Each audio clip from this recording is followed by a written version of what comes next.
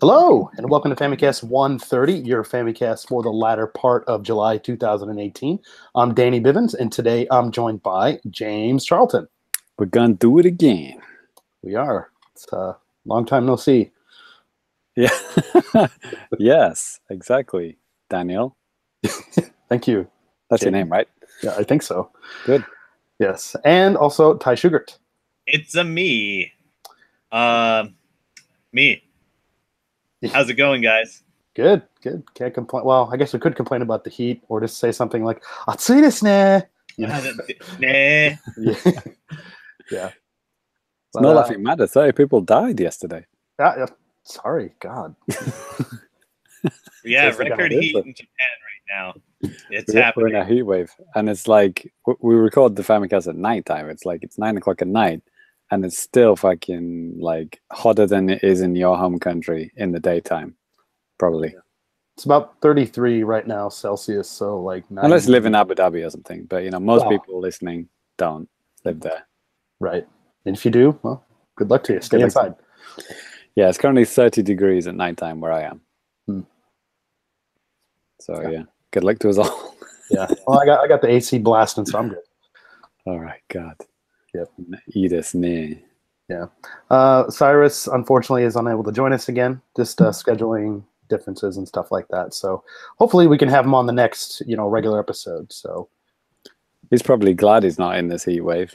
yeah, probably. I don't even know what type of temperatures they have in Ireland in the summer. And it doesn't go over 20, I think. Are you serious? Probably. Okay. James, Most Irish people melt at 21 degrees. Write in if I'm wrong. Yes. Yeah. No one's going to write in. Thus Probably proving not. me right. Yeah. All right. Well, let's go ahead and kick off the show with some new business. And Ty, would you mind kicking things off for us? Okay. When we were talking behind the scenes earlier, I said I'd play like a weird NES game or something, but I didn't. I lied. James. You played a weird SNES game instead. No, I'm sorry. I was playing a game that came out last year on Xbox. But world exclusive. no, I was actually playing Friday the 13th. And noted bad game. Good job. yeah, I've been complaining about it a lot on Twitter, but I'm starting to enjoy it. Like I forced myself to play it because I wanted to get my money's worth, and it's a good concept for a game.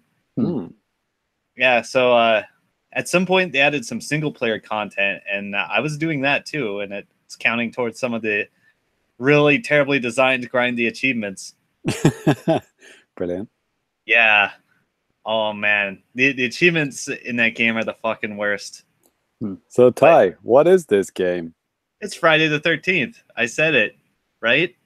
Case closed. What do you do in this game, Ty? Well, Please explain it. either you play as Jason and murder people, or you get murdered by Jason. And this is all like played by real people online. Yeah. That's cool. Is it like third person, first person, or? Yeah, it's like over the shoulder, kind of. Yeah, Okay. that's what it is all the time, actually. Okay. So you get in a lobby with up to 8 players. Generally, a random person is Jason. And you can pick which Jason. You can be from like part 2 or part 3 or part 8 or part 6. Uh-huh. Yeah, there's like 8 or 10 different Jasons. I don't know. Oh, X, the one in space. No, they were planning on it, but due to a licensing snafu, they cannot add any more content to the game. Great job. Yeah, that one's actually out of the development team's hands. But I have plenty of other things, crimes I can pin on them. Okay. Yeah, let's hear it, man. I think I'm kind of gonna repeat myself from a year ago mostly, but let's see. It has that thing I hate, progression system. Oh, okay. Yes. Yes. Unlock perks by playing more. That's kind of annoying. But on the other hand, you know, the game is like 100% asymmetrical, so you're not really competing with your teammates so much. It's still really dumb and annoying though. It shouldn't be a thing. Like, what type of upgrades or what type of advantages could you have over other players in this particular game? Well, okay, so you basically get like this in-game currency or experience points or whatever, and you use it to unlock a random perk. You get a random perk for like 500, and you can equip 3 on your shit-ass counselor. Okay. So it's like loot boxes almost. Yeah, that's yeah. Oh god. There's no way to pay for them, for better or worse. Okay. Fair enough. Okay.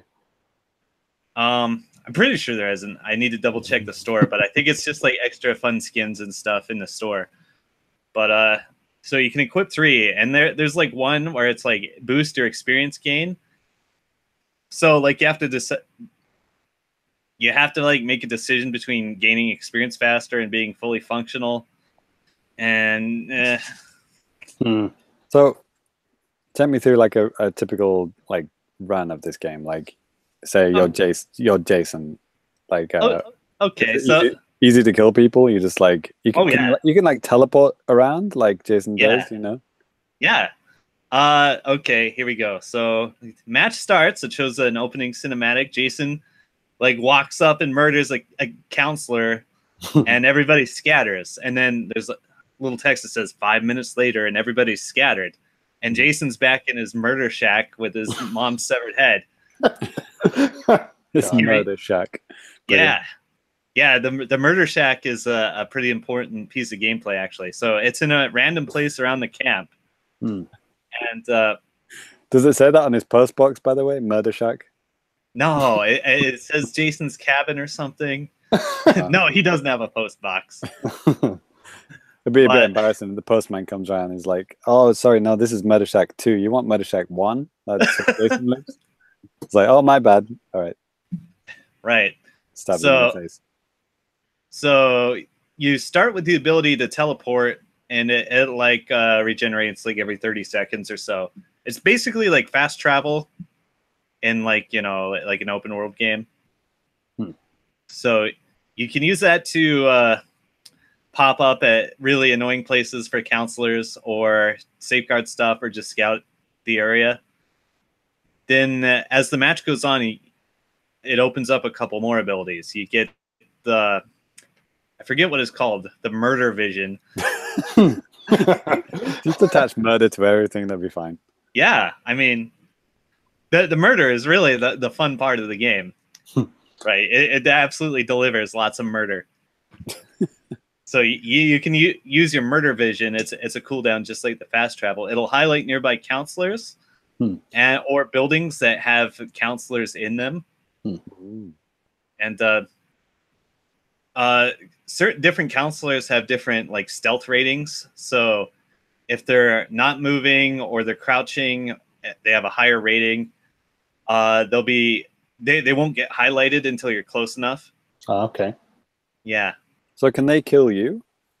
There's like one condition to kill Jason, and it's like an extremely hard trick shot that requires a lot of teamwork. So generally, no, they can hit you and maybe stun you for a little bit, but that's it. Is this all like pretty, like the world itself, is it pretty open? Is this like corridors or? There's like, it's like a wooded area with a bunch of little cabins and shacks in it. So it does look like the movies, like the classic movies. Yeah. So how do the counselors win if they can't kill you? They just escape or something? Yeah, they have to escape, and there's a couple different ways to escape. Let's see. So method 1 is like repair a car. You have to find 3 components. You have to find a can of gasoline, a new battery, and the keys. And you have to drive out without Jason fucking smashing your car and pulling you out and feeling you like a banana. Brilliant. So that's wild. Another way is there's a boat. It works the same way. You find gas, propeller. I don't think you actually need a key. You can call the police. You have to find a new capacitor or some part for a phone box, hook it up, and get on the phone. And then the cops just come around and arrest Jason. He's like, "Oh, you got me." No, it basically means that counselors can run off the map at one of the roads where the police show up, and the police will shoot at Jason if he gets close, and they can stun him. Mm-hmm. So you can't follow the counselors out that way. Let's see. They can also just plain survive for 20 minutes, which is extremely unlikely. Or the kill Jason trick shot. All right. Have you done it? No, I haven't. I've seen it done on YouTube, I guess. But the way it works is you have to do a bunch of different shit. You have to have a female counselor find Jason's murder shack and steal his mom's sweater. Right. So like she can find that, go find Jason, and it'll like stun him, it'll confuse him. Because he thinks it's his mom. Yeah. All the counselors have to hit Jason enough to knock his hockey mask off. Or his potato sack if you're playing part 2 Jason. It's my favorite, actually. Classic, yeah. Yeah. And you have to have the Tommy Jarvis counselor come in. He's like a super counselor or person, hero, whatever. you have to find the radio and call him, and a player that is already dead or escaped comes back as Tommy. And Tommy has to find a machete and deliver a finishing blow to Jason. Wow. So you have to do all that shit. That's super complicated. Yeah, that'd be quite a feat to pull off, I can imagine. And he would have got away with it if it wasn't for those meddling counselors. Yeah. So it is fun to kill Jason, and it's rare that Jason does not kill like 3/4 of the counselors at least. I'm going to go out on a limb and say you enjoy being Jason the most, Ty. Yeah. Yeah, I like to give people free hugs. Okay, so one thing you can do is you spend your in-game currency on counselor perks, or you can spend it on different kill animations for Jason, which have little to no gameplay effect at all, which is fun. There's an achievement for getting all those, so I'm kind of working on that. Oh yeah. So at some point, I don't know how I got it, either by pre-ordering or just owning the game, but you can get a retro 8-bit skin for Jason. Whoa! Oh, the NES sprite. Yes, where he's all purple with the kind of bluish mask. Yeah, nice. And the blue gloves. Yeah, the last game I played, I just did that. Actually, I heard it plays the 8-bit music when he gets close to you, but I haven't played against a Jason that has it, so I don't know what the deal is. So you said that this game is also kind of like broken or something too, like yeah, it crashes a lot. Or it did. I think it was actually a very specific bug related to me leaving my fight stick plugged in another port. Yes, the classic. I'm sure lots of people having that problem. Yeah, there's some visual bugs. I'm gonna post one of the funniest ones I've ever seen in my entire life on Twitter in a little bit here. Holy shit! I still don't like the way. Did you pay actual money for this? What, the game? Did you pay actual money for this game? Yeah, I bought it on launch. I actually pre-ordered it, I think.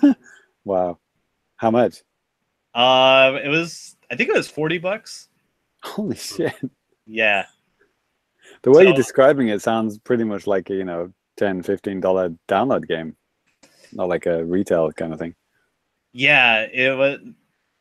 A lot of stuff in the game does seem really amateur hour. But they did add a fair amount of post-launch content. Right. A little bit, at least. And it was all free. Okay. Yeah, from like from everything you're saying, it sounds kind of like a multiplayer Slender Man type of a thing. Yeah, pretty much. I mean, there's another game, Dead by Daylight, or what's it called? Yeah, I think it's Dead by Daylight. Mm-hmm. It's basically the same concept except way better. Okay. Is it the license that makes it better, or is the game itself better? Yeah, the gameplay mechanics of Dead by Daylight are way better, and the way it handles netplay and stuff. Okay, so like one thing in Friday the 13th that could stand to be improved. If you play as a counselor and you get murdered in like the first minute, you still have to wait until the game ends to get your experience. Oh shit. Whereas in Dead by Daylight, like you can just like fuck off out of your game and you get your points and get in another match right away. Yeah, like Fortnite. Yeah. Some kind of deal. Yeah, and I think that kind of balances the people who want to play the monster versus the people who want to play the survivors. It's like in Friday the 13th, it's kind of hard to get the Jason slot. Do you know what I mean? Yeah. You said it's random though, so like. Yeah, you can set a preference though. Like okay. you prefer counselor or Jason or no preference. So it'll prioritize people who have preference Jason. So like even then I'm getting it like probably like a third of the time maybe. Okay. Whereas in Dead by Daylight you could just play the monster only and like not have to wait even. Are there still quite a few people playing Friday the 13th? Yeah, I've had no problem finding matches. Okay. Like earlier this month there was a Friday the 13th. And Kotaku ran an article about it and the status of the game and stuff. And I think that maybe attracted some people back to it. I'm one of them. Mm-hmm. So I'm like, yeah, I'm going to dust that game off and rack up some achievements because I want to murder guys. All right. Happy Halloween. Happy Halloween. In it's July. like Christmas in July. Yeah, exactly. Okay. Is that all you've been playing, Ty? Well, I know you're probably training for some kind of, tournament or something, but. Yeah. What? Not right this minute, actually. One of my friends got into Killer Instinct, and I was playing some matches with him. Oh, okay. Showing him some of the technology. Yeah, there's a big sale right now. You can get it for $10. Xbox Live Gold is on sale too. Does it run on Mac? No. Does it runs run on Windows? Does it run on Switch? No. Okay. Rest in peace. Yeah. All right. Yeah, that's all I have, really. Okay. Alrighty. Well, I'll go ahead and go next with new business. So I've been doing a couple of different things. I picked up Captain Toad. I had mentioned that on the last episode of the show. I've been having a lot of fun with that, and we're going to talk a little bit more about that in the Now Playing at thefamicast.com. But of course, on the same day, another little game came out that I think many of you out there are familiar with, and that is Octopath Traveler. James, I know you've talked about it before. Yeah. The played the demo a lot. Yeah, I liked the demo. Well, the first demo. I actually didn't play the second demo. I said I was going to. I played like maybe 15, 20 minutes of one character and then didn't go back to it. Okay. Do you remember which character that was? I think it was Cyrus. Okay. Is Cyrus a thief? I'm trying to remember, because I mean, obviously the real guy Cyrus is, but I just mean the character also. Yeah, also the non-Famicast member, the guy in the game. I can't remember, but anyway, yeah. I mean, it didn't. I got so much out. I played the first demo for like 4 hours. It actually showed up on my fucking profile. Yeah. Most demos that you play say played a little while. Right. Like pretty much every demo I've ever played, even some full retail games, I've said played for a little while. Right. But then Octopath Traveler literally came up with an hour count. I was like, shit. Yeah. So yeah, I like that one. But then when I played the second demo, I was like, well, I've kind of done all of this. It's like slightly different town, slightly different stuff, but sure. I don't know. I didn't feel really compelled to push on. You see, I'm like the opposite because I didn't play either demo, even though I had both of them downloaded. And yeah, then I was just like, this sounds like it's a game that I'm really gonna like. I'm just gonna buy it. So I bought it the same day that I got Captain Toad, Fair and enough. I didn't get to play it really until today, this afternoon. I was just kind of trying to give myself like a good chunk of time so I could sit down and like really get into it, And yeah, I gave myself that. I was probably playing for about 2 hours or something like that today. I started out with the warrior knight guy, Oberyn, I think. Oberyn? Ulbrich? Ulbrich, yeah. Yeah, that's the guy I put the most time into in the demo. Yeah. And that's I always like that type of a character in an RPG, strong type of guy that can just kick a lot of ass. I don't really care so much for like magic users or thieves and stuff like that. So this is my guy. So I had gotten through like the first story thing with him, and I gotta say, obviously the visuals in this game are freaking fantastic. It's such a cool mix of old school with new school like lighting and stuff like that. That's just top notch and just amazing. Apparently, you can turn off shadows, and the game becomes a little bit brighter.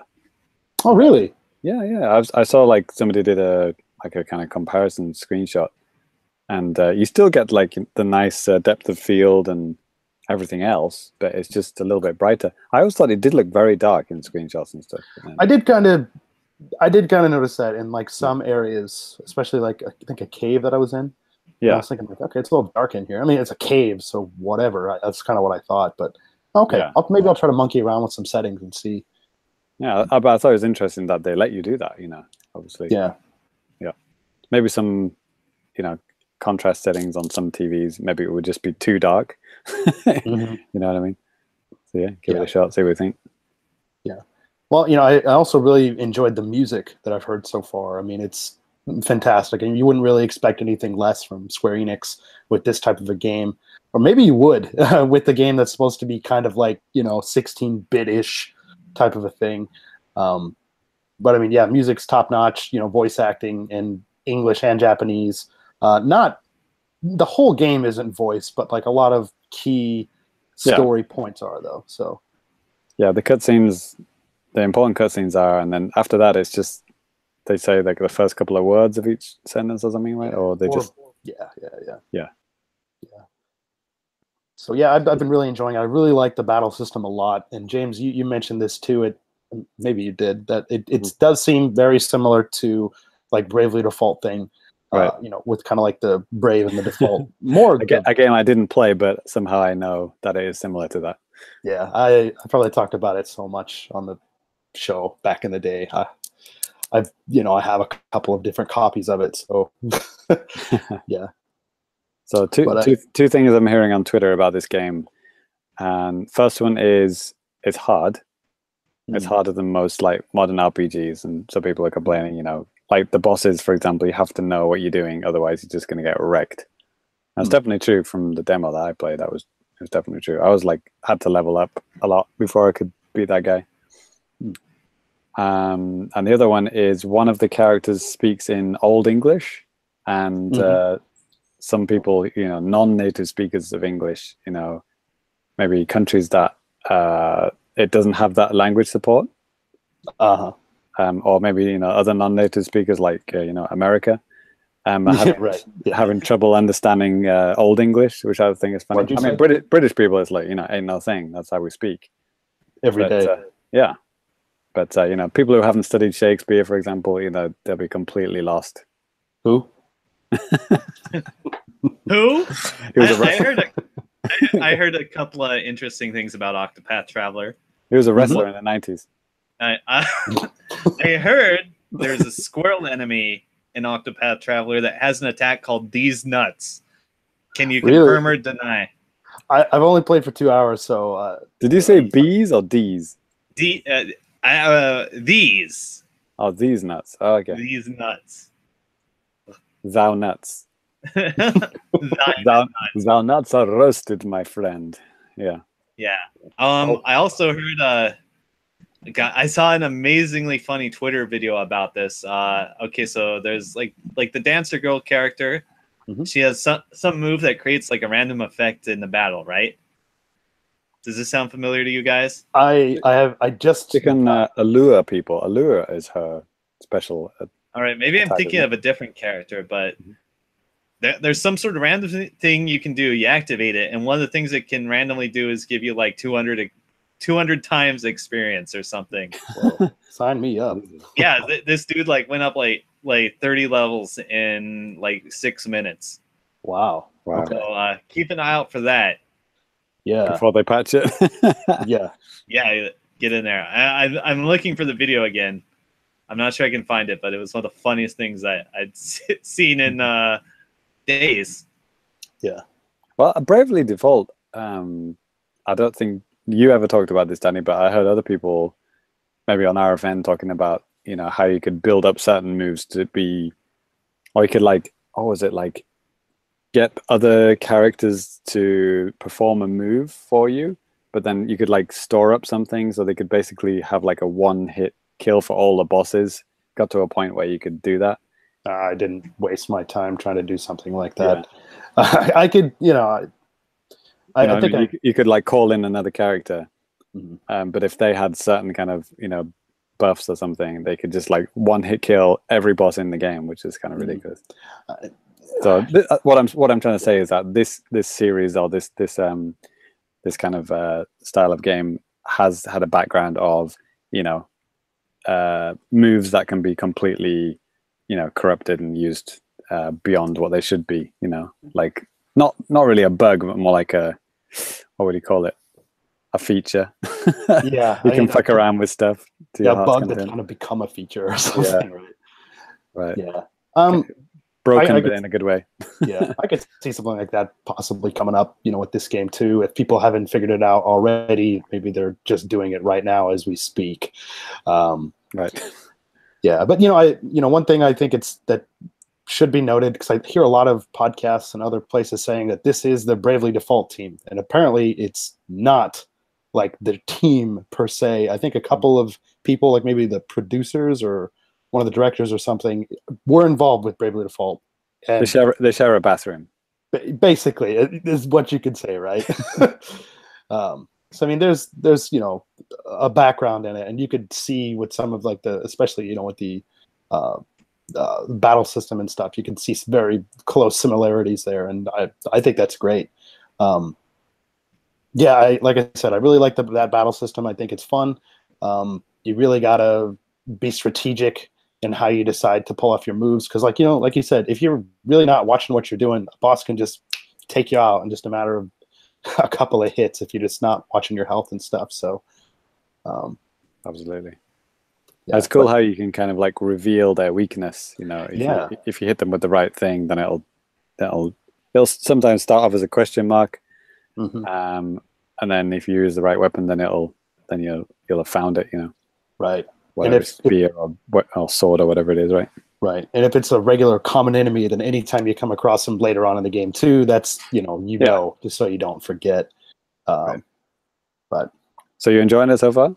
Yeah, I am. I think it's pretty fun. I kind of had to pull myself away from it because I had a bunch of crap to do this late in the afternoon and stuff. But yeah, I'm really enjoying it and hoping to dive a little bit deeper into it this over the summer break for me. So you put more time into that than Toad? No, I've put a lot of time into Toad. Actually, nice. I've played the crap out of that. Probably at least somewhere between 5 to 10 hours. I can't really pinpoint it exactly because I haven't had it for 10 days yet. So classic. Only Switch owners will laugh at that joke. Yeah. So that's kind of annoying. But yeah, I'm going to keep on going at it. And yeah, like I said, I've been playing a lot of Captain Toad. That's a lot of fun. We'll talk about some of the content we have for that here in a little bit. But that's going to do it for me for new business. So James, why don't you talk about what you've been playing? Well, just before we go on, did you play any of the Odyssey levels yet? No, I haven't, because is that something you have to unlock like by beating the game, or? Yeah. So the way that worked in the original Wii U version, if you had save data for Super Mario 3D World, it's just available from the get-go. Right. This way, the only way you can access it is if you beat, I think, all of there's like 2 books one with like Toad and Toadette. I think you have to beat both of those, and then you can have access to that. And then you have like an access to another book full of levels with more stuff to do. Or if you have a Super Mario Odyssey amiibo, then you can tap that and you can have access to that. I don't have any of the Odyssey amiibos, so I haven't got to try it out yet. Right on. So what I heard was that the Odyssey stuff was not, it's on like 3 stages or something like that. I mean, Yeah. they're quite big stages, but 3? Sure. I mean, they just swapped out. I mean, the same with the Super Mario 3D World stuff. Yeah. And not only that, but they got rid of the 3D World levels. I couldn't believe that. Why would you remove content if you'd like having a remake? Unless they were worried about people saying, "What the hell is this game? This Mario game? Why can't I play this on the Switch?" Maybe they're worried about something like that. I really don't know. But yeah, it does seem kind of silly to remove content as opposed to just simply add. Yep. Super Smash Brothers Ultimate coming soon. Yes. Right then. So as for me, well, I guess the stuff I've been playing, it's more like stuff that we're going to talk about in now playing, but like played Fortnite for a stream. Played a little bit before the stream as well. So yeah, I've played a good bunch of levels by now. 7th is still my highest in the solo. But I'm getting the hang of it, and I'm beginning to kind of like the game now. It was kind of completely baffled me at first. Just being thrown in with no tutorials, nothing to tell you what to do whatsoever. Just like, have at it kind of thing. But I watched a couple of YouTube, streams of it, by pros, and it's like, oh, okay, that's how people win. Not to mention my excellent coaching. There you go. More on that later. This could be kind of like a news item / new business, but NCL, Nintendo of Japan, they're having a summer sale on a lot of big kind of retail games here. And I believe they're the only reason to be doing this at the moment, but I could see other reasons doing it later. But they had a bunch of, I think it was maybe ARMS, maybe Splatoon as well, and Mario Kart 8 Deluxe, like 30% off.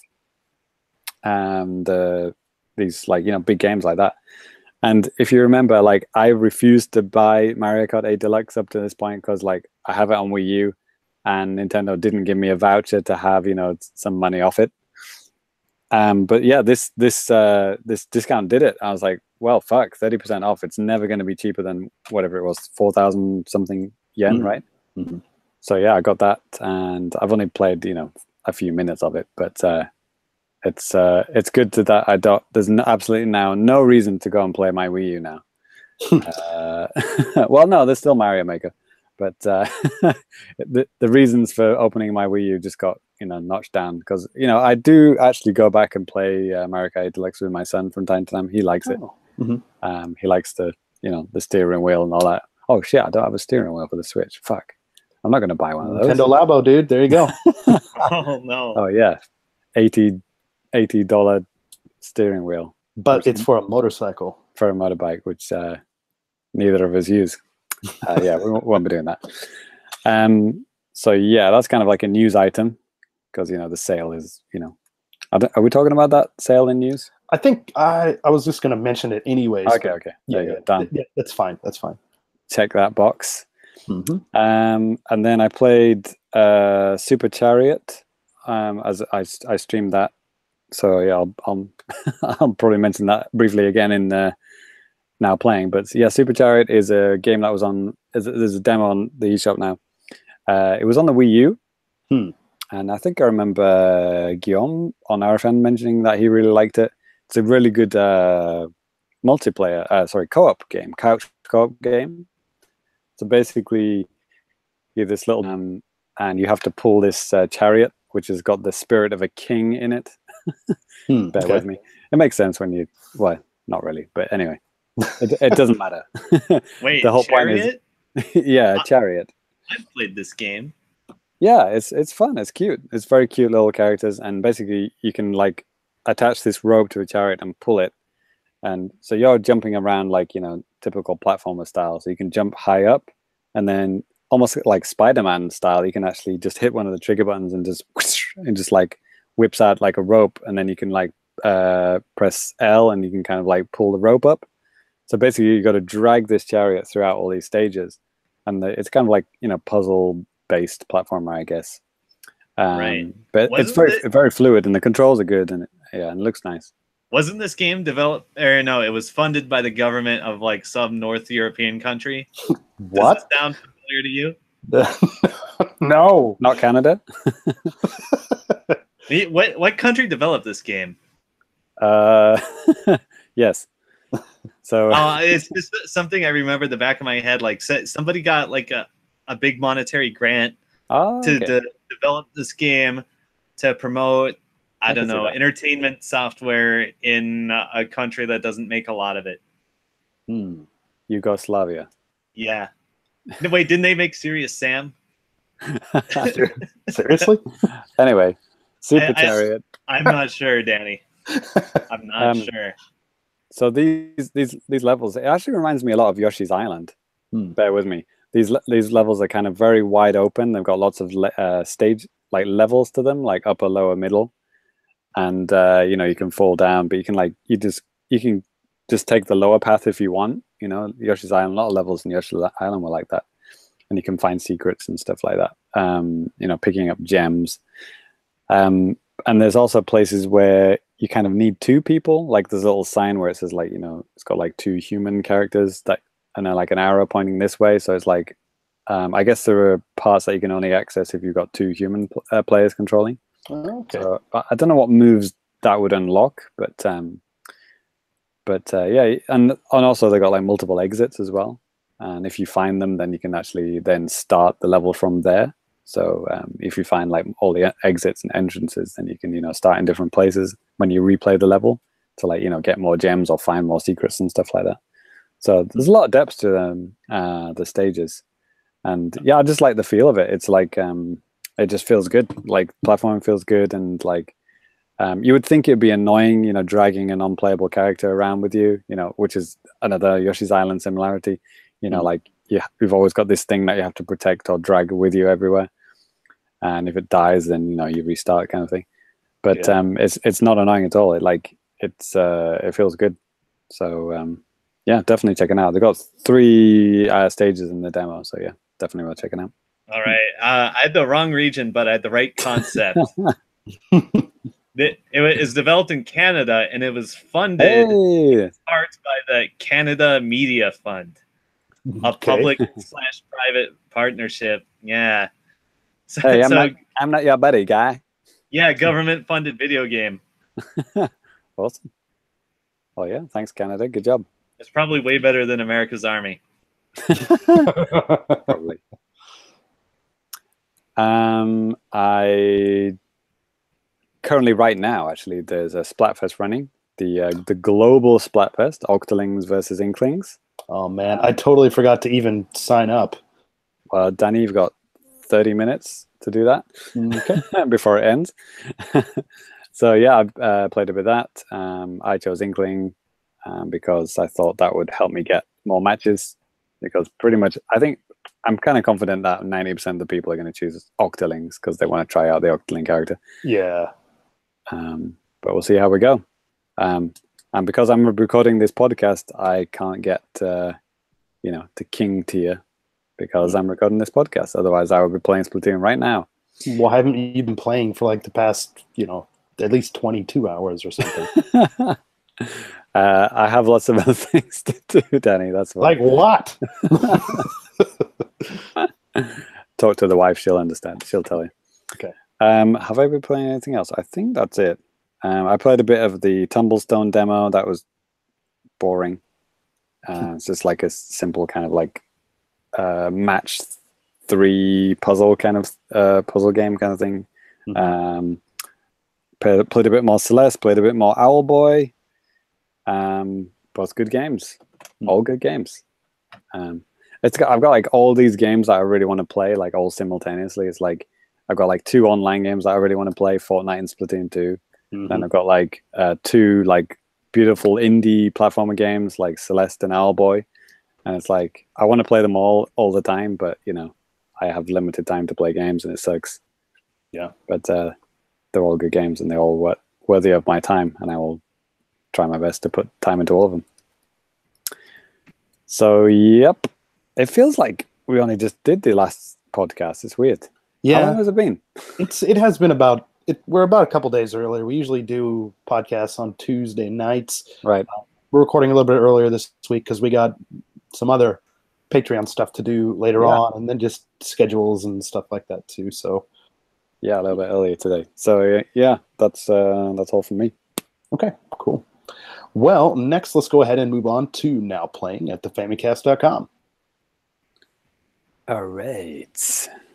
Now playing at thefamicast.com. Tons and tons of stuff going up on the YouTube, tons of stuff going up on the site. For me, like I was kind of mentioning earlier in new business, we have a couple of Captain Toad videos for you to check out. One being a review for the game that you can check out right now. Yeah, we're reviewing the game. You should definitely check it out if you haven't already. Another thing that I went ahead and did too, I did a graphics comparison video between the Wii U version and the Switch version. Looking at it from the outside, looking at it from the outside, you might think like, there's not that much of a difference. And it's all about the peas, Danny. Yeah, exactly. So check out the video. You'll see what I'm talking about. And I also put together a video. I talked about this on the last show, I believe, for Spirit Sphere DX. That's up right now, and you can watch it. So, James, what else we got? Yeah, I kind of already mentioned it, but you can watch me play a level of Super Chariot. That's already up there. The patrons have already seen it. The rest of you guys will have to wait until Famicast Friday. When would that be? The 27th? Yeah, there you go. July 27th. So look forward to that. And there's also a stream of me playing in the Splatfest, the Octoling Inkling Splatfest. So yeah, again, that'll be on Famicast Friday 27th. Or if you're a patron, right now. I think that's it. Well, and Ty, can you what's talk up? a little bit about what we were doing last night? Oh yeah, we were playing some Fortnite with our beloved sugar daddy Joel. Joel, that's right, Joel. Nobody is good at that game except for me. Confirmed. Yes. I'm not even good, but and Ty's not good, so that shows how shit we are. Yeah. But we killed some people. We had a good time. We all learned some valuable things, I think. Allegedly. Yeah. So welcome to shooting guys on a squad. Yeah. Welcome to the real world. You're gonna learn today. Yes. So in case that wasn't clear, that's the July exclusive video, Patreon exclusive video, Fortnite stream of all us. Well, all four actually. Yeah, Cyrus is there as well. Yeah. So yeah, if you miss Cyrus, join our Patreon. $3 or more, and you get to watch it. Every month we have an exclusive stream of a game chosen by our patrons. They choose what game they want to play with us. We play with them. We capture it, and then we upload it. We edit it together and put it on the YouTube channel just for the patrons to watch. So yeah, check it out. If you want to play a game with us, it's a $10 tier. If you just want to watch, $3 is all it takes, and it's yours. Wow, you can play a game with me for $10? That's a steal. Yeah, we're even more generous than that. If you actually accumulate $10, we'll even let you give it a shot. Once we've got through all the the proper $10 people, we'll actually throw it to the people who've accumulated $10 as well. That's how generous we are. So, wow. Yeah. All of this and more. Danny, right? Is there anything else? That's it. Yeah, take it away. You've got written stuff, haven't you, Danny? What's that? Written. You've got written. You've said the written review stuff as well. That's on the site. Oh yeah, that the written stuff's already on the site too, so you can check that out for pretty much all of that stuff, and more stuff going up all the time. So yeah, keep it locked. Where? Forgot. Famicast.com. Click it. Read a bunch of words. There it is. Click it. I won't. I never learned how to read. All right. And next, what's the next segment we got here, James? It's coming in hot. It's the Japanese. That was a good one. Yeah, super Literally hot today. Japanese today. Hot news. Super hot. Super hot. That's right. Speaking of super hot, The death count's about to reach 33 in about 5 minutes. yeah. Aside from the death count, have you been wanting to play a rhythm game on your Switch? No? Yes. Okay, no. I played Well, I played Gal Metal at TGS like last year. Well, this is the game putting the the nail in the coffin on Gal Metal. Sorry, Tuck, Uh-oh. friend of the show, best friend of the show. Yeah, good man. Because Rest in peace. yeah, if you didn't know, a new Taiko no Tatsujin or a Taiko Drum Master game is coming to the Nintendo Switch, and right now you can download a free demo for the game if you have a Japanese My Nintendo account. So if that's something you're interested in, you should definitely check it out. It's Taiko Drum Master, always fun. But even more exciting, aren't they going to patch in English soon? Like later this year? Were they? Oh, is that not part of the news? Yeah, that was a big deal. They actually announced like the Japanese part of the who makes these games? Is it Bandai Namco? Yeah. They actually announced that they were going to make a patch to patch in English. So I don't know. Yeah, so that would assume that they were going to make an English version as well. You would assume, because otherwise that'd just be stupid. But no. But even if you download the Japanese one, that will also be in that one as well. Mm-hmm. So yeah, it's a good time. I mean, if you don't understand any Japanese but you're interested in, just fumble through it, and then later on this year, English will be patched in. Yeah, when the official these games aren't that hard to get into a song, I don't think, even if you know little to no Japanese. So right, yeah, give it a shot. What do you need to know? You hit the drums and you play it. Yeah, basically, you scroll through songs. If something sounds cool, then probably double smash the drums. I don't know. Well, this is the Japanese version, so the songs that sounding cool are quite limited. Few and far between. If the song sounds like something that you want to play, sorry, I misspoke.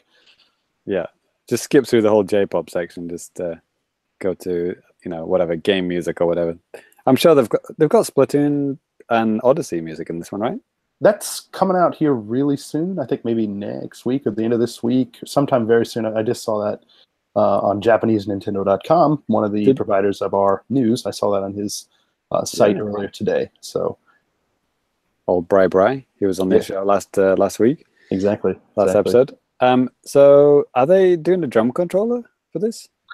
I haven't seen anything. Because there was one for the Wii U, which I'm assuming was USB. So, because the original Wii one actually plug it into a Wii remote, which is stupid. Yeah. But I'm sure they're making a USB one. You would assume, right? Yeah, you would assume. I haven't looked into it too deeply, so sorry I failed gathering that. For the meantime, it's probably just touchscreen and whatever. Touchscreen or motion with the Joy-Con is how it goes. Oh, right. Yeah, I forgot about that. Yeah. They actually had that in the commercials, didn't they? Actually, using the Joy-Cons. Oh, yeah, it is. Yeah, rest in peace, Cal Metal. There you go. Yeah. I mean, that wasn't just a joke. That was literally exactly like Gal Metal, isn't it? Yeah. Something I'd mentioned on the last show, but when I was going through and editing the audio version, I had noticed that I had cut out as I was like talking about it, and I was talking about a new Family Stadium, a new Famicast baseball game. Oh yeah. That's on posters now in Tokyo. Yeah, they've got like games for summer.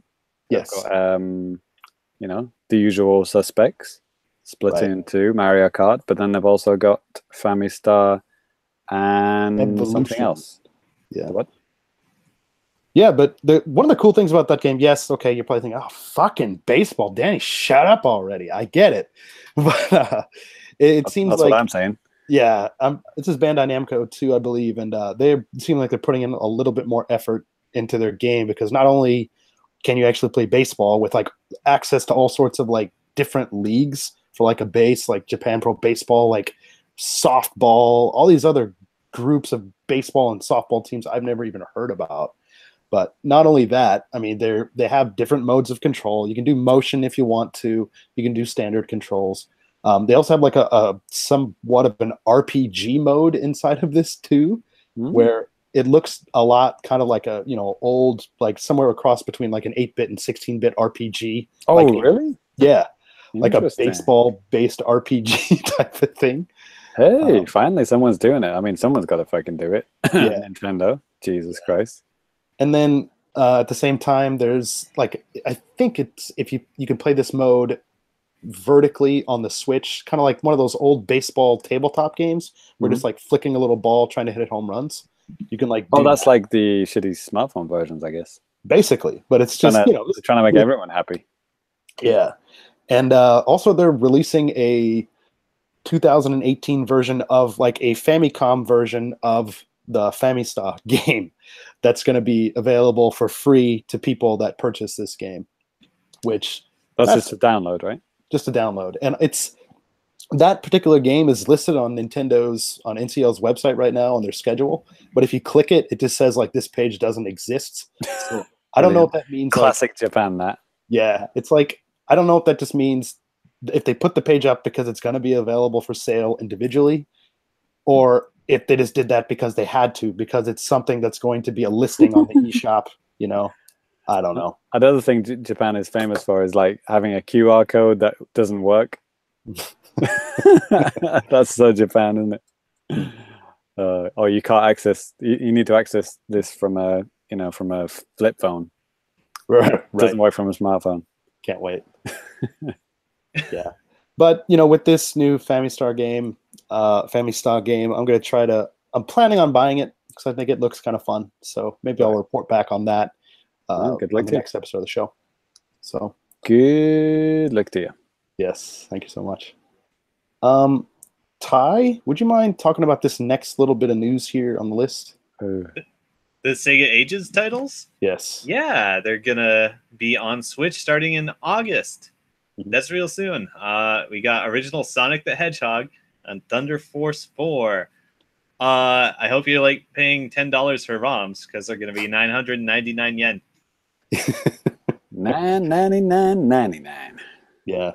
Are you guys any of you guys familiar with Thunder Force at all? Is it a helicopter game? Shooter, like over the top shooter, I think. Yeah, I've played a couple. It's like a side-scrolling shooter. Maybe. Yeah, it is. Okay. Does Sega make any good 16-bit games? Sonic 2 is a great 16-bit game. Sonic 1 is okay. Can anyone think of a single 16-bit game Sega's made that's good? No? Seriously? Huh. Interesting. I mean, I think their 3D games are good. Rystar.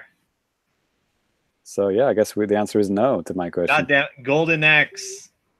Golden Axe is fun. I like Golden Axe. Streets of Rage. Yeah, Altered Beast not so much. Streets of Rage, there we had it. Yeah, I like Streets of Rage. But it's just a poor man's Final Fight, but whatever. Oh, okay, I'll give you that. We've just dug an even deeper hole, but never mind. Next. Okay. Yeah. James, would you mind taking this next part of news? What? Oh, Zero Drifter. It's seeing a release in Japan? Yeah. Wait, it wasn't? Already? No, it wasn't. Oh, so I must have bought it from the European one. Okay. Yeah. Thanks to our friends at Fly High Works. And it'll be 500 yen coming out in 4 days from this podcast, July 26. Mm-hmm. You can preload it now, and Japanese and English is supported. So I guess Jules Watson got on his game, got someone to translate the game. I mean, the game's only got like 4 words in, so it doesn't take that long. Sure. To localize the game. Yeah, and for those that don't know, Fly High Works, they handle a lot of these, basically these indie games from the West coming over. It seems like more recently that the indies themselves are finding other avenues to do it themselves. But Fly High Works was pretty much responsible for doing a lot of that stuff on 3DS and Wii U back in the day. Yeah, it's good times, and it's good that they're keeping it at like the $5 mark. They're not like having a Japan tax, So it's probably less popular in Japan than the West, so it would make sense to not do that. Right. It seems like, especially with all the indie stuff that's been coming out over the past year, like there's a parity with the price. Like things are pretty much the same. I don't have any good examples off the top of my head of something that's just ridiculously expensive here. But there are sometimes sales in other countries that don't exist in others. Like, Doom got like reduced to like whatever $35 in other ones, but it was still like 7,000 yen in Japan. It was weird. Yeah, when that happened though, James, that was weird because Doom came out like 5 months later here, and when the sales were going on in the West, like it had just came out. I'm sure the same thing will happen with Wolfenstein as well. Yeah, Wolfenstein will get a reduction just as Japan gets the game, for the first time. Yeah, Wolfenstein's coming out in about 6 days too. Yeah, and the other way around, like me buying Mario Kart for 30% off, that's not in the other regions yet. Not yet, anyway. So, yeah. Sea Drifter. It's a good game. It's very short, very, very short, and just when it starts to pick up pace and you're really getting into it, it ends. But it's a good game, and it's definitely worth $5. I mean, Jesus Christ. But are we talking to a Japanese audience here now? People who only buy Japanese, from the Japanese eShop. Basically, it's just me talking to Danny at this point. Isn't it? At this point, pretty much, yeah. I mean, Cyrus has already gone to Mexico for his account, I think. Yeah, but maybe Brian, Japanese Like Nintendo. Me, Danny, and Brian are the only three people who buy. We're the Western people who buy from the Japanese eShop. Right. So yeah, good luck to us all. Yes. Another bit of Japanese-related stuff. I think this has already happened in the West, but the Made in Wario Gorgeous trial version is available on the 3DS eShop now. The game's coming out on not too terribly long from right now, and it's available for pre-order and all that type of stuff. Interesting. I was in the game shop today, and I saw a lot of posters and fake boxes for this game, and also for this game. I don't know if I've actually, for the first time in a long time, I've actually changed the poster that's behind me. I'm sitting behind a Smash Brothers Special, aka Smash Brothers Ultimate poster. That's actually it's the same poster twice. I just kind of reversed it and stuck it together. It's got like the beautiful artwork on this side, and the bottom it's got the full roster. Well, the roster that we know so far anyway. All your favorites are back. Pichu. So yeah, basically it was at the game shop. It was that and Made in Wario Gorgeous everywhere. So those are the two games that again the biggest push right now anyway, in terms of games that are not out yet. Right. James, I saw something interesting when I went to 7-Eleven today, Nintendo related. So Famitsu occasionally just put out, they had this catalog, and it was a catalog listing of every Nintendo 3DS game that had ever been released, with a few exceptions, like no virtual console stuff or stuff that had just been like remastered or not, like for example, Bravely Default. They didn't have like the original release in there. But anyways, my point with this is they're selling this catalog, but it's not really, they're not really selling it. If you put down like 1,000 yen, you get this book. And it's basically because 3DS has this big, gigantic sale going on right now. Right. And it's just basically trying to show you all the titles that are on sale. And it comes with like a 1,000 yen like prepaid card just stamped on the back of this book. So I just picked it up because I was like, okay, just a book. What? So, yeah. What's the matter with you, man? You're going to start buying 3DS games again? Don't think so. It doesn't matter. It's just, you get 1,000 yen credit. You could use it on anything you want. Where is it? Downstairs. Brilliant. Yeah. Yep. Good going. I do have this one though, the Famitsu 64. Yeah. Special 1999 edition. Anyways, moving on with the news. This next one actually is for Ty. Of Ty, course it is. Talking about this? Yes. Okay. Evo Japan 2019. It's going to be in Fukuoka.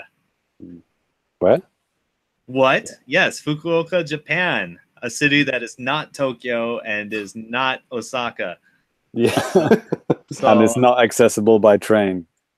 Yeah. So a lot of people are real surprised that it's going to be there. But if I know my geography, it's kind of right in between like Tokyo and Osaka, right? I think so. Sure. Yeah. So if you're coming in for out of country, you're gonna probably need some help getting there and finding accommodations. So good luck with that. I'm sure there's a flight from like Haneda to Fukuoka, right? Yeah, probably. Yeah. Or Haneda is the airport in Tokyo, by the way, in case you didn't know. Yep. The airport that they call Tokyo Airport is in Chiba. Yeah. The one that's called Narita Airport is nowhere near Tokyo. Yeah, that's more like in James's backyard, basically. Yeah, it's nearer to me. And they call it Tokyo Narita Airport, and they call it Tokyo Disneyland, and they call it Tokyo German Village, and all of those things are in Chiba. So, I've been calling it Naruto Airport this whole time. Naruto. Yeah, so they have not announced like what the actual venue is there in Fukuoka, and they haven't announced the game lineup yet. And they're almost certainly going to do that in at Evo USA, which is August 7th ish. It's like that 3-day weekend. Okay. So Ty, I think we've talked about this before, but this was probably because they lost money. Did they lose money, or they broke even, or they lost money? They lost $1 million. Okay. So they probably just don't. So they're probably going to go to some poverty ass convention hall in Fukuoka that costs, like what, $10 a day to rent out, as opposed to Akihabara, which is like $1 million, an hour or whatever it was. Yeah. Right, and space is also a concern. Evo takes up a lot of fucking floor space. So yeah, there you go. Yeah, it's probably similar to how the feeling behind Bit Summit. Bit Summit wouldn't work in fucking Makari Messe, which costs billions to rent out. Yeah, but the little Kyoto Messe, much more affordable. I'm assuming. Yeah, but yeah, like you said, James, I would think that even in Fukuoka, it's going to be even cheaper. So that's good. That might prohibit a lot of foreigners to come because of just access and stuff. Could be a lot more Japan player heavy now. Yeah. Well, it already was, but I mean, yeah, those 20 white guys are not going to make it now. There's only going to be 3 of those.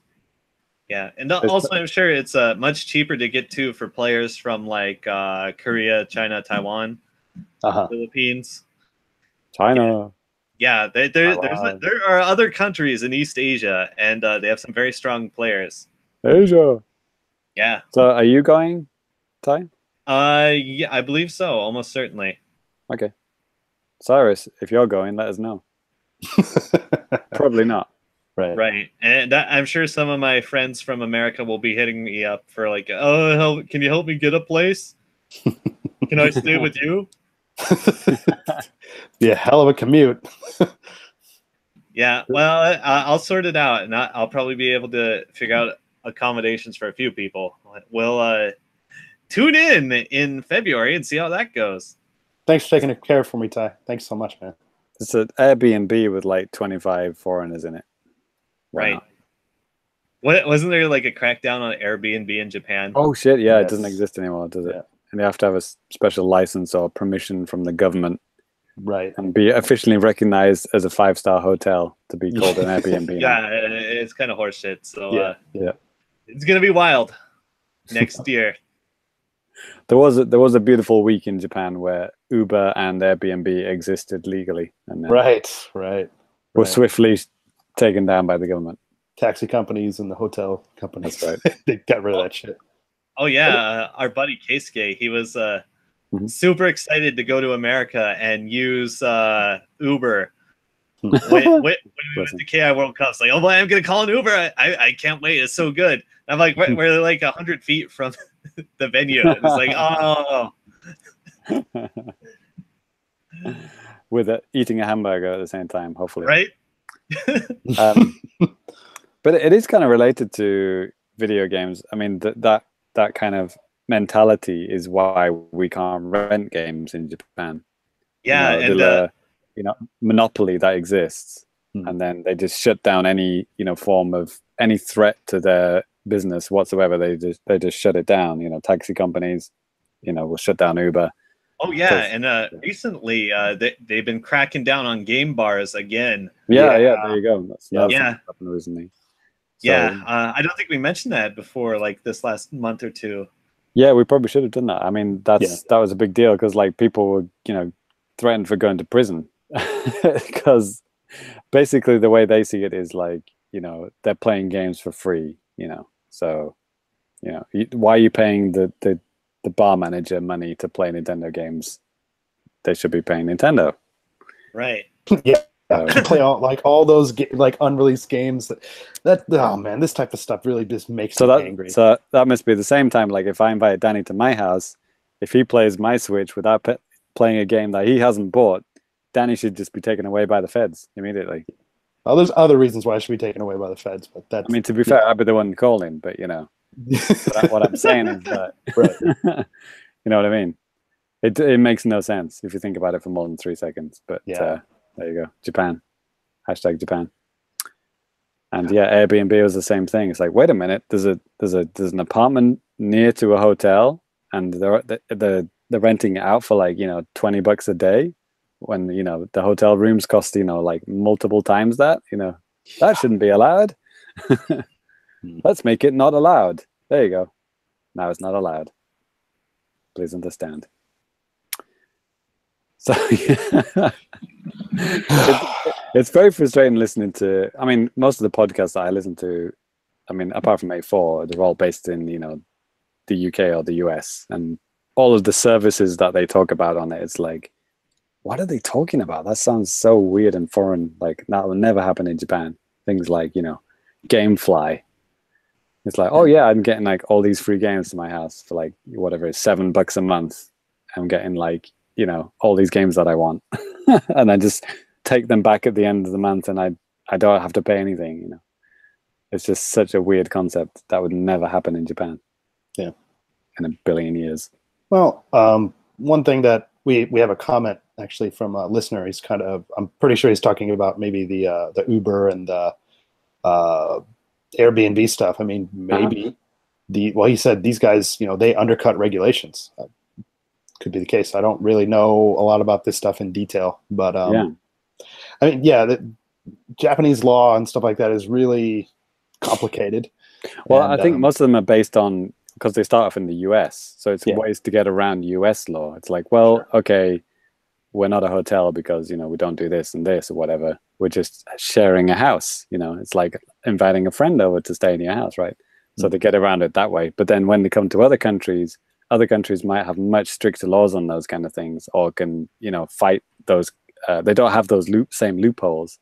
Sure. So when it comes to Japan, they just get clamped down on. So, yep. There you have it. But the game bar thing. I mean, Ty, your regular haunt game bar. I mean, they kind of adapted over the years, didn't they?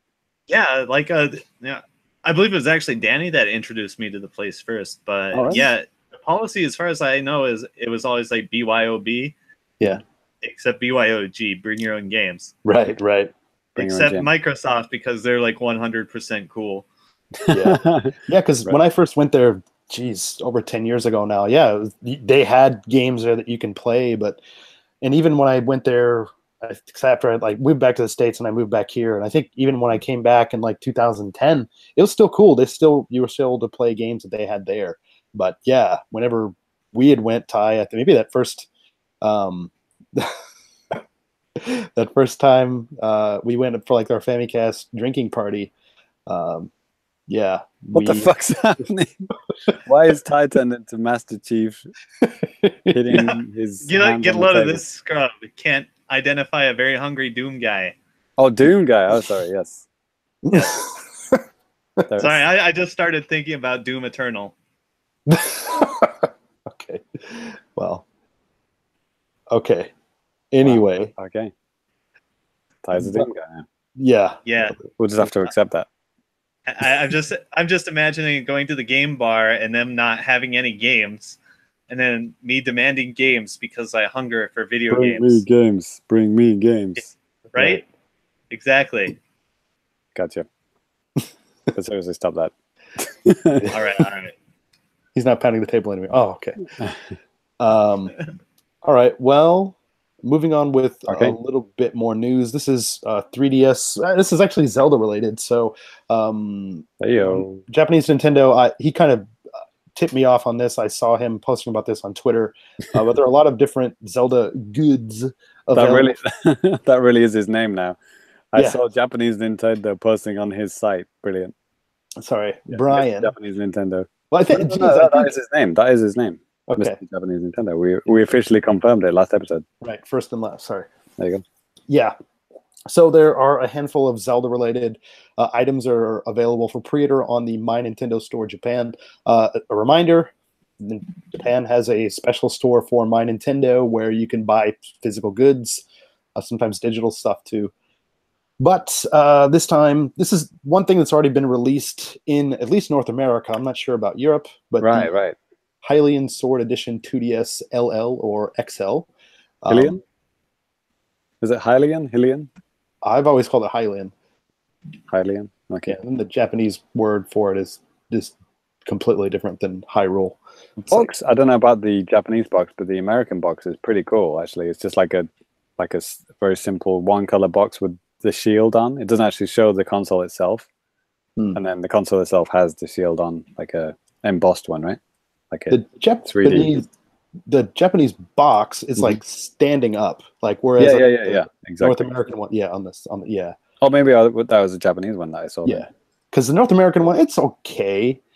And the main difference between the North American version and the Japanese one is the game that it comes with. So the Japanese one comes with Ocarina of Time 3D, whereas the North American version comes with A Link Between Worlds. So Kamigami no Triforce 2. Exactly. Interesting. So another really cool kind of high-end thing that they also put up, I was really shocked about, is this high-quality acrylic Zelda art board, which has a picture of Link in front of I forgot what it's called, like that motorcycle that you can get from the DLC pack. The Master Cycle? Yeah. And it's pretty heavy-duty, acrylic type of stuff. It's retailing for, I think they're asking for like 13,000 yen, like $120, $125. Jesus Christ. Oh, you just reminded me, Danny, the other double whammy of me buying Mario Kart Deluxe was that they actually announced brand new DLC, free DLC, which was the Link in his Breath of the Wild costume and also the bike. Yep. Which is part of the expansion, right? The DLC, which I haven't bought, and I'm sure Danny's bought it, hasn't played it, but But that's what you get when you complete it. Yep. I believe Cyrus has completed it. Yeah, I think he said that he did. I got the bike, yeah. So yeah, you can now ride on that. Yeah. Which is cool. Yeah, very cool. Yeah, the last bit of stuff that they have on the My Nintendo Store, they have a set of folders that you can get. One of them featuring the artwork of that acrylic thing, and it's like 4 folders for like 1,000 yen, like $10. So I went ahead and just pre-ordered that because I was like, hey, those look cool. So they're going Zelda crazy. Yeah. So that was kind of fun. I would like that acrylic thing, but I was like, okay, I really don't have anywhere I'd want to put it. I'd put it in the living room, but I don't know if my wife would want that. My wife. Yes. Hey, Sacha Baron Cohen's back. Yeah. He's back in vogue. This is, what is it called? Who is America? Or this? Yeah, I think it's called Who is America. I've heard a few different things about that show. Yeah. Whatever. Yeah. Last little part of news we have here, Inazuma 11 from the Nintendo 3DS, which is a re-release of the original 2008. Why are we talking about 3DS games? I'm very uncomfortable with all this 3DS talk. I know. I was kind of uncomfortable. No, but seriously, like, we have a Yokai Watch 4 coming to Switch. We haven't talked about that ever. Mm-hmm. That's like the next, version of the Yokai Watch. So probably, what the hell is going on? It's happening. People are rolling on the floor. Boys. We're gonna play some soccer. We're gonna play some Sonic the Hedgehog. We're gonna spin dash and defeat Dr. Robotnik at soccer. So yeah, Yokai Watch 4 is a Switch exclusive. So which makes me think Yokai Watch 3 might actually just skip the West completely. Yeah. They might just go straight to the fourth one for the release that in the West. Right. We'll see what they do with that anyway. And then, yeah, obviously Pokemon's coming to the Switch Right. in November. Oh, that was another thing that was getting major poster coverage in the game shop today, like the Eevee and Pikachu thing. Sure. Yeah. Because there's a new movie, isn't there? There's a movie at the cinemas now, which I think was released like mid-July or beginning of July, and that features like Pikachu and Eevee on the poster. So maybe this is like a plan all along. I mean, it probably was. You know what I mean? Like the whole Pikachu Eevee thing. Yeah, I guarantee it probably was. Yeah, and the merch is building up. Pikachu's and Eevees are everywhere. Yeah. So yeah, and that's going to sync up with Pokemon Go and all that kind of stuff. Yeah. With this Inazuma 11 thing, I found it kind of odd because the series has been kind of dormant for a couple of years now. At least is it coming to Switch? They haven't said anything yet, so maybe this is a precursor because they're making this version of the game for free on the 3DS in Japan for a limited time. It's just kind of weird. Haven't really heard anything from Level 5 about that stuff lately. Maybe around TGS we'll hear more about Switch-related stuff. I mean, they're doing, Yokai Watch, so yeah. I don't know. We'll see how it goes. Well, according to just a quick Google here, Inazuma 11 Balance of Aries is an upcoming role-playing video game developed by Level 5, planned for release on Android, iOS, Nintendo Switch, and PS4 in late 2018. There and it then is. worldwide the following year. So there's that. Balance of Aries. So yeah, I guess all of the big Japanese, heavily merchandise-based TV series / video game series, it's all coming to Switch. Yokai Watch, Pokemon, and Inazuma 11. Yeah. Snack World, that's already out. Yeah. I'm sure there's another one. There probably is. I mean, Level 5, I think, Snack World's Level 5 too, I think. And hey, you got to give them a hand because they're always trying different things with all sorts of different types of series. They're not just resting on their laurels. They're always trying to create new stuff. Some of it hits, some of it just doesn't. All new cross-media stuff that they're trying to transmedia properties. Transmedia, there you go. Yeah. Okie doke. Well, unless you guys can think of any other bits of news that we might have missed, Ty, James, you think we're good? Yeah. Okay. I think we're good. Yeah, I think we're golden. I'm still stuck on soccer right now. I'm sorry. That's right. I'd say just keep it going. That's totally cool. Congratulations to France, I guess. We didn't say that. Oh, yeah. They won the World Cup. Yeah, I was actually watching the World Cup live. That was fun. Well, until the game kind of got a little out of hand. Right. Yeah. Too soon, Danny. Too soon. Sorry. Well, okay.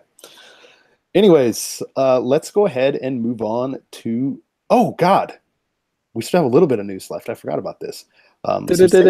Breaking news. Not breaking news, but sales data. Breaking sales data news. Yes. Because Danny forgot to scroll down one page. Yeah, I did. So Ty, would you mind? And we haven't talked numbers like this for a while. Would you mind? Yeah, it has been a while. I'm just can't wait for the Xbox numbers to come out. Yeah, give it to me. Some healthy double digits. I was chuckling as I was putting them in. So what do we got for the software, Ty? And this is like basically the most recent data we got from Famitsu, Media Create, like all that type of stuff. All right. Number 5, Minecraft. Wow. Yeah. And all of these are Switch versions. Okay, yeah. So this is just the Switch list. Okay. This is all formats or what? Switch. Okay. The new released version of Minecraft on the Switch. Not the one that's Minecraft for Nintendo Switch. It's just labeled as Minecraft. Oh, right. It's kind of like, what's it called? What do they call it now? It's some kind of special thing, isn't it? The one where you could basically play with people on Xbox. The one that's on, that, and also it's on 4K and on Xbox now and all that kind of stuff, right? Sure. It's got new lighting and new textures and all that kind of stuff. Sure. I forgot what they call it now, but something. The Minecraft. something edition. Yeah, Yeah. the something edition. Number 4, Splatoon 2. Mm-hmm. Oh Still yeah, going. the actual numbers. Let me back up to Minecraft. 15,000 this week. 121, almost 122,000 lifetime. Kind of misleading because they had that other version. So whatever. Oh, so this is only the newer one. Yeah. Right. Duh. Splatoon 2. 20,000 this week. 2.4 million lifetime. Mm-hmm. That's pretty hot for Japan. Yeah. The one platform. Yeah. Wow. Mario Tennis Ace, 22,000 this week. Mhm. 227,000 lifetime.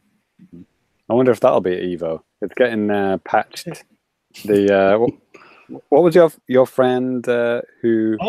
made fun of yeah, it? Dark. He has a few handles. Jeff the Hero. Yeah, he was on our fighting game Patreon exclusive podcast. So Right. back up and check that out. Yeah, he's one of the internet's most notorious shit talkers. He spent years like trying to reel it in, like that's how much he shit talks. And I think he got put on Kotaku for like picking Baby Bowser and just saying all I do is pick Baby Bowser and hit A, you idiots, or something like that. Yeah, something like that, right? So yeah, the game has just got patched like today, and they actually they mentioned Baby Bowser quite a lot in the patch notes, and they're actually going to do more patching of him as well. But he's got a little bit of nerfing, but they're going to nerf him even more later on, apparently. So there you go. They've heard Jeff's complaints, and they're on it. They're on it. Nice. All right. Where are we at? Oh yeah, new game this week. Kinopio Taicho Captain Toad, 40,000 for the opening week. Mm-hmm. What up? 42,000.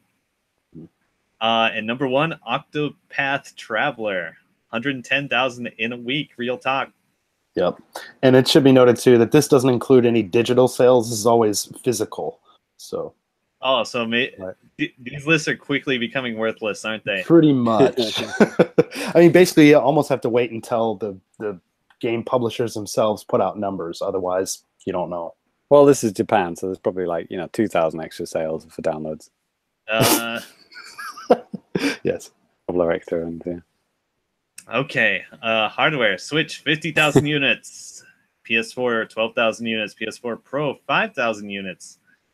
It's getting smaller. 2DS LL, 4,000. Vita, 4,000.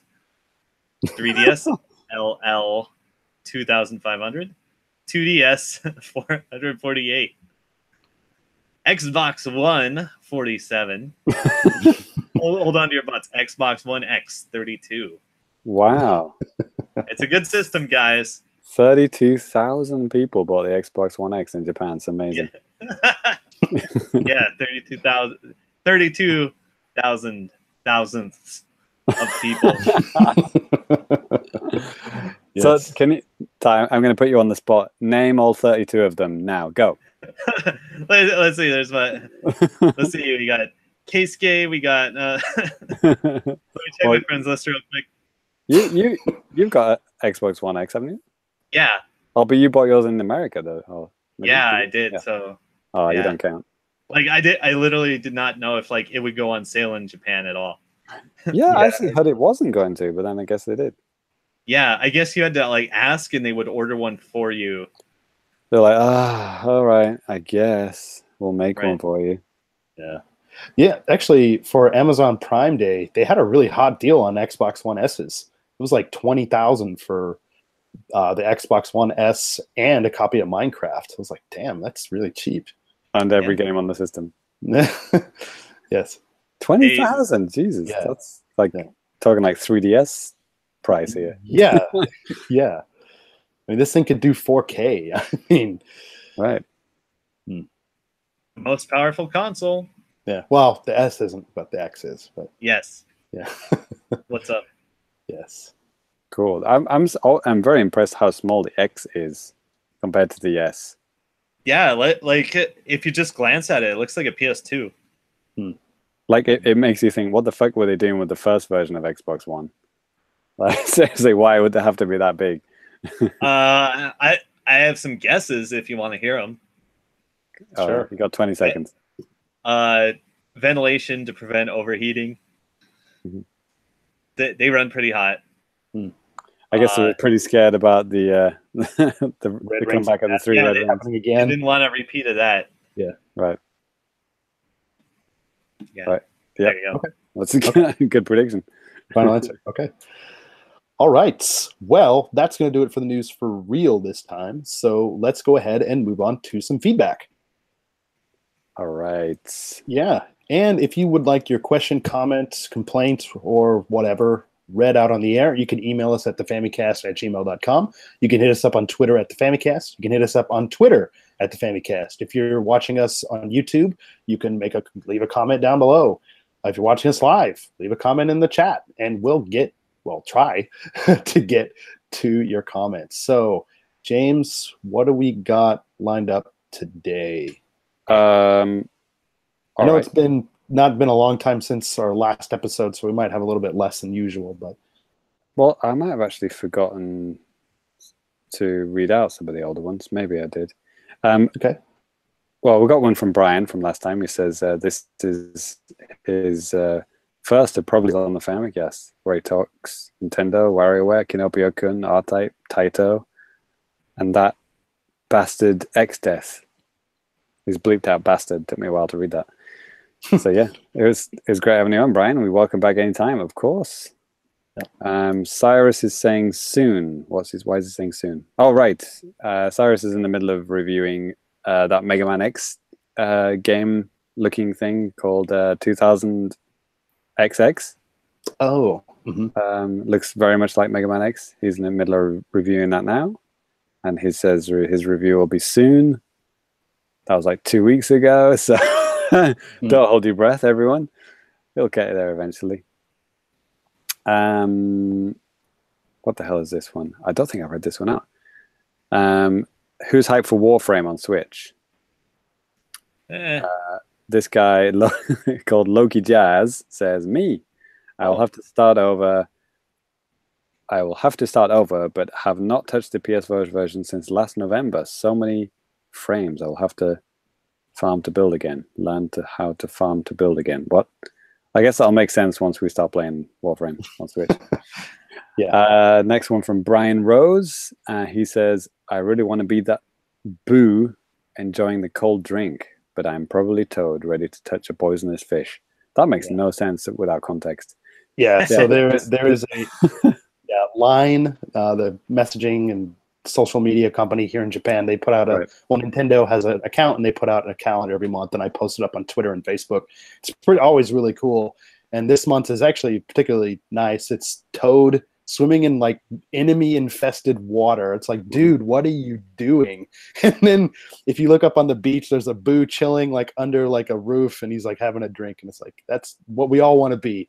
But like Brian, I know me myself, I'm the idiot Toad just swimming down the water with all sorts of dangerous monsters.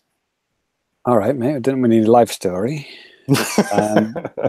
Next, go on to some YouTube comments. We've got a new friend, Chariot Goblin. He likes commenting on the video version of the podcast, which, in case you didn't know, is on YouTube, and we go live on YouTube, and you can watch live on YouTube and comment live, which someone did earlier, right?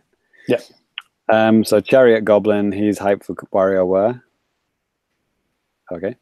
And then he says, what? Wait, pancakes with lemons? Question mark? What? On the last episode, we were talking, you were saying something about the Splatfest. We're trying to recall what the Splatfest was. And you said something about pancakes with lemons. So, or maybe it sounded like you said that. So I said No, I did say that. Exactly. Okay. I said that.